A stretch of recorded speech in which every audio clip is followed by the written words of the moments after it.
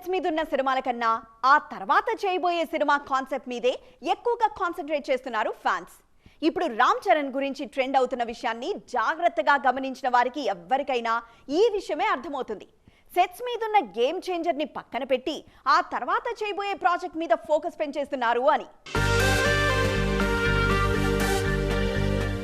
RRR సినిమాలో అల్లూరి సీతారామరాజు క్యారెక్టర్లో చరణ్ ని చూసిన వారందరికీ గూస్ బంప్స్ వచ్చాయి. ఎక్కడా సెంటీమీటర్ కూడా తేడా లేకుండా పర్ఫెక్ట్ టైలర్ మేడ్ క్యారెక్టర్ అన్నట్టు పోర్ట్రే చేశారని ప్రశంసలు కురిపించారు. సెమీ ఫిక్షనల్ క్యారెక్టర్ గా RRR లో చరణ్ క్యారెక్టర్ ని తీర్చిదిద్దారు జక్కన్న. ఇప్పుడు అలాంటిదే ఇంకాస్త కొత్తగా ట్రై చేయబోతున్నారు చెర్రీ అంటూ వార్తలు గుప్పమంటున్నాయి. ఇప్పుడు కొత్తగా స్ప్రెడ్ అవుతున్న వార్తలు కాకపోయినా గతేడాది ఒకసారి వెలుగులోకొచ్చిన మాటే అయినా మరోసారి మాత్రం సోషల్ మీడియాని షేక్ చేస్తోంది ఈ న్యూస్. ఉప్పెన ఫేమ్ బుచ్చిబాబు కోసం చెర్రీ చేయబోయే సినిమా గురించే ఈ మాటలన్నీ. బుచ్చిబాబు డైరెక్షన్ లో చరణ్ ఓ స్పోర్ట్స్ డ్రామాలో యాక్ట్ చేస్తారనే మాట ఎప్పటినుంచో ఉంది.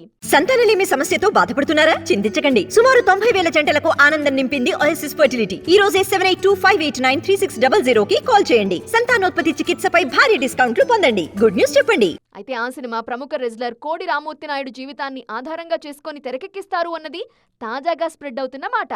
సినిమా ఉత్తరాంధ్ర నేపథ్యంలో సాగుతుందనే మాట కూడా ఈ వైరల్ టాక్ కి ఊతమిస్తోంది.